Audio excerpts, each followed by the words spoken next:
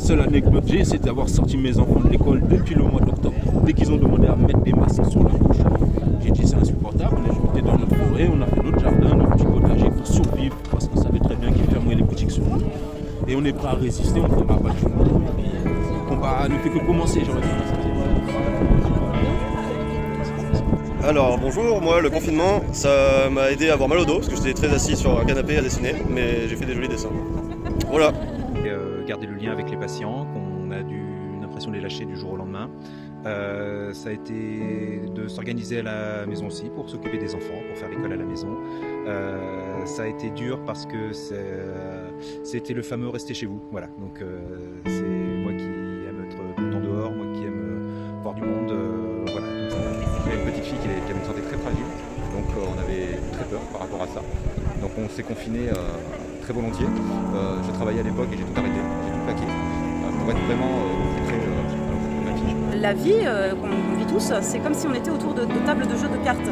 Et nous, notre rôle, c'est à la demande, on a des gens autour d'une table, et à la demande, quelqu'un lève la main, voilà, et nous demande de regarder leur jeu et d'essayer de voir avec eux comment aménager le meilleur jeu possible pour pouvoir jouer. Jouer, c'est vivre.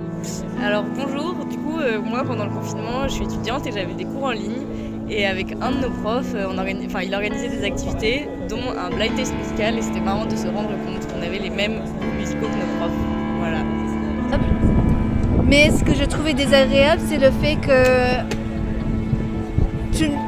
y avait une méfiance de l'autre.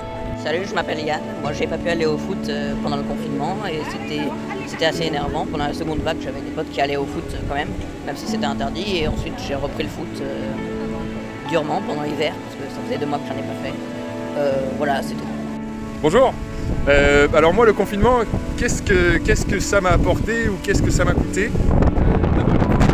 Je suis kinésithérapeute.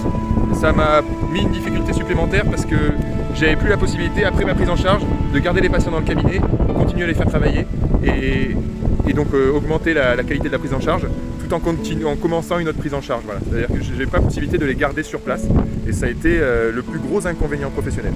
Ça a même un peu affecté mon activité en général. Alors moi en fait je m'appelle Stéphanie et depuis le tout premier confinement, mi-mars 2020, je suis en télétravail, donc ça fait un peu plus de 1 an, ça fait 1 an et 3-4 mois. Et je me suis rendu compte qu'en fait ça me convenait super bien et que je resterais bien en télétravail, voire que je ferais bien autre chose de ma vie. Voilà, donc je réfléchis et ça a déclenché en tout cas cette réflexion-là. Je m'occupe de personnes handicapées et du coup on était confinés au sein de l'appartement. On n'avait plus le droit de sortir et du coup on a dû inventer des nouvelles activités et essayer de ne pas trop, dans un premier temps, de ne pas trop montrer notre stress à ces personnes. Voilà, notamment les personnes ne parlent pas, donc elles ressentent toutes les émotions. Du coup, voilà, on a essayé de vivre ça d'une façon positive ensemble. Pour parler un petit peu égoïstement, c'était compliqué pour moi parce que je ne pouvais pas aller danser. Et ne pouvant pas aller danser,